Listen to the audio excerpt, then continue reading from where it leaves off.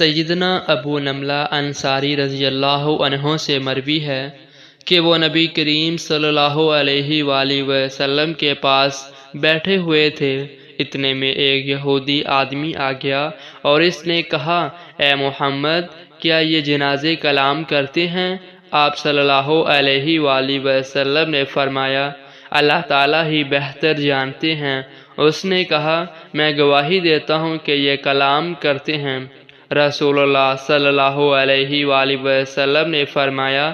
جب اہل کتاب تم کو کوئی ایسی چیز بیان کرے تو نہ ان کی تصدیق کیا کرو اور نہ تکذیب، بلکہ اس طرح کہہ دیا کرو، ہم اللہ تعالیٰ، اس کی کتابوں اور اس کے رسولوں پر ایمان لائے ہیں،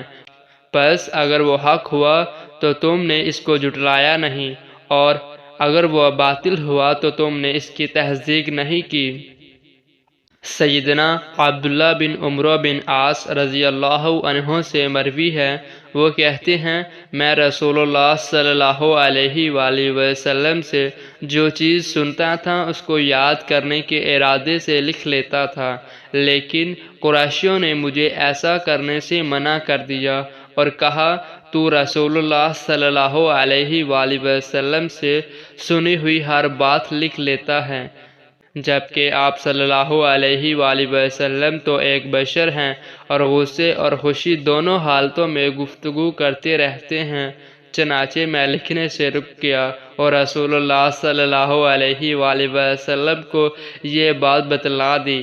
آپ صلی اللہ علیہ وآلہ وسلم نے فرمایا، تو لکھ، اس ذات کی قسم جس کے ہاتھ میں میری جان ہے، مجھ سے صرف حق کا صدور ہوتا ہے۔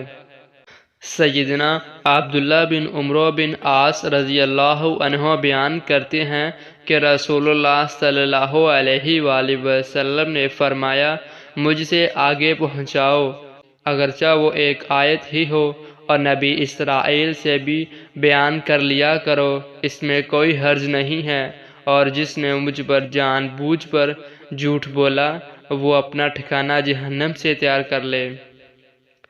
سیدنا ابو سعد خدری رضی اللہ عنہ سے مروی ہے، وہ کہتے ہیں، ہم نے کہا، اے اللہ کے رسول، کیا ہم نبی اسرائیل سے بیان کر سکتے ہیں؟ آپ صلی اللہ علیہ وآلہ وسلم نے فرمایا، جی ہاں، تم بنی اسرائیل سے بیان کر لیا کرو، اس میں کوئی حرج نہیں ہے، پس بے شک تم ان سے جو چیز بھی بیان کرو گے ان میں اس سے زیادہ تعجب انگیز امور پائے جاتے ہوں گے۔